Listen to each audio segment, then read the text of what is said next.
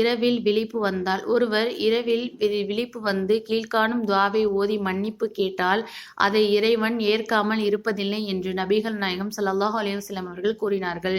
அது லா இலாஹ இல்லல்லாஹு வஹ்தஹு லா ஷரீக லஹு லஹுல் முல்கு வலஹுல் ஹம்து வஹுவ அலா குல்லி ஷைஇன் கதீர். அல்ஹம்துலில்லாஹி வஸ்பஹானல்லாஹி வலா இலாஹ இல்லல்லாஹு வல்லாஹு அக்பர் வலா ஹவ்ல வலா குவத்த இல்லா பில்லாஹில் அல்லாஹும்ம அக்ஃபிர்லி. பொருள்: வணக்கத்திற்குரியவன் அல்லாஹ்வை தவிர யாரும் இல்லை. அவன் தனித்தவன், அவனுக்கு நிகரானவன் இல்லை.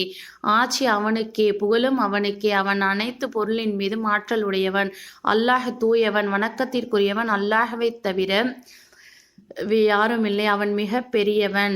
நன்மை செய்வதும் தீமைகளிலிருந்து விலகுவதும் அல்லாஹ்வின் உதவியால் தான். இறைவா, என்னை மன்னித்து விடு.